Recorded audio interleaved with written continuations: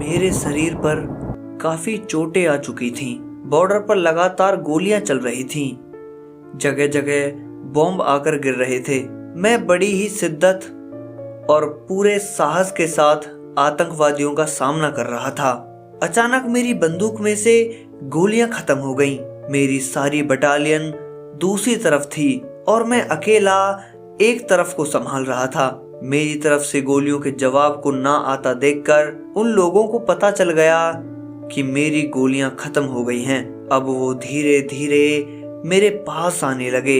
मेरी दिल की धड़कन आहिस्ता आहिस्ता तेज हो रही थी कि तभी मेरा नाम संदीप है। आज 13 अगस्त है और मैं आज बॉर्डर पर हूँ।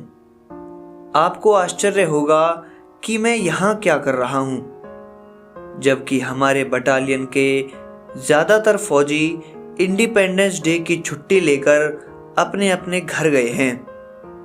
मैं इसलिए नहीं जा पाया क्योंकि मैंने पहले ही अपनी छोटी बहन कमला की शादी के लिए लंबी छुट्टी ले ली थी। मुझे छुट्टी ना मिलने का दुख नहीं था, बल्कि खुशी थी, क्योंकि इंडिपेंडेंस डे सरहद पर ही मनाने को मिल रहा था। इससे बड़ा सौभाग्य क्या होगा। दोपहर के करीब 12:45 हो रहे थे। हमारे टीम की एक टुकड़ी, जिसमें मैं भी था, हमें मेजर साहब ने बॉर्डर के दौरे के लिए भेजा था। हम सारे लोग एक साथ कदम से कदम मिलाकर आगे बढ़ रहे थे। तभी हमें झाड़ियों के पीछे से गड्ढा खोदने की आवाज सुनाई दी। हम चुपचाप दबे पांव आगे बढ़े। हमने देखा कि 2 आतंकवादी जमीन के अंदर लैंडमाइन बिछा रहे थे। उन्हें पता नहीं था कि हमने उन्हें देख लिया है।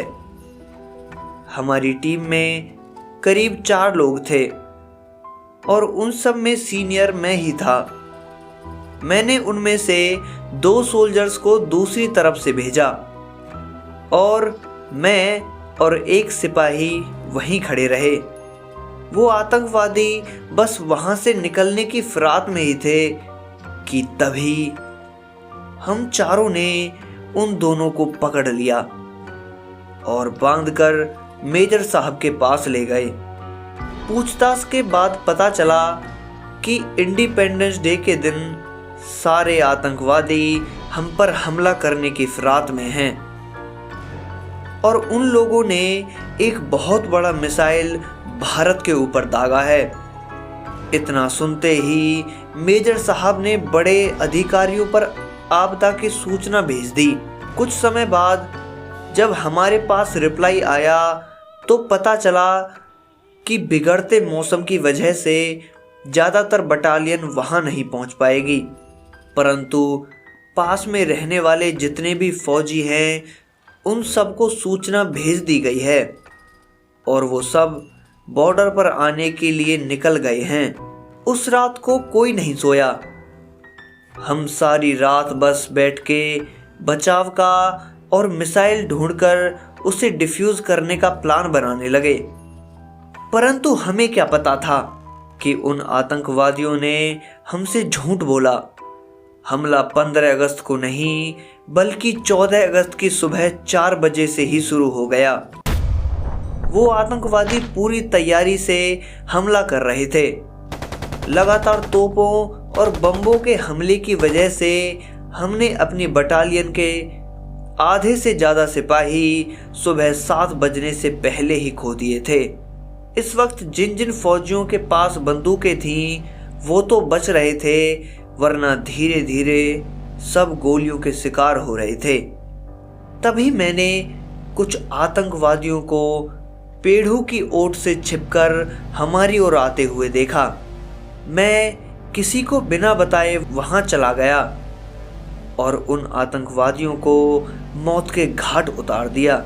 जब मैंने वापस बटालियन के पास आना चाहा तो लगातार बमबारी होने लगी, जिससे मैं वहीं एक पत्थर के पीछे छुप गया।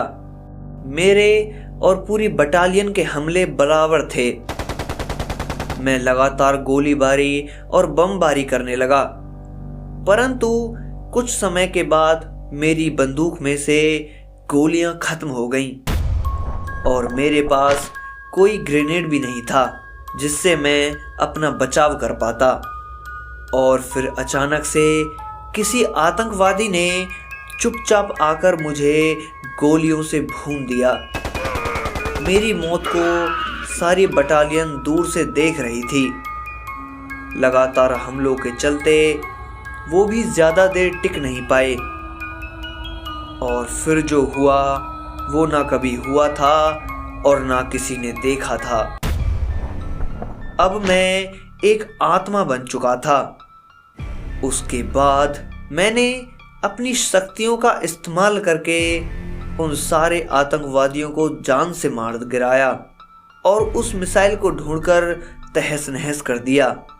उसके बाद मेजर साहब के ऑर्डर से सारे मरे हुए सिपाहियों के शरीर को ढूंढकर लाया गया और आदर समेत और बड़े ही दुख के साथ 15 अगस्त को ही सारे सिपाहियों की डेड बॉडी उन सब के घर पहुंचा दी गई।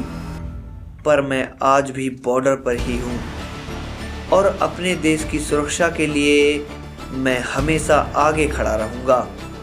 तो दोस्तों, ऐसे ही डरावनी और रहस्यमयी कहानियों को जानने के लिए हमारे चैनल को सब्सक्राइब करें।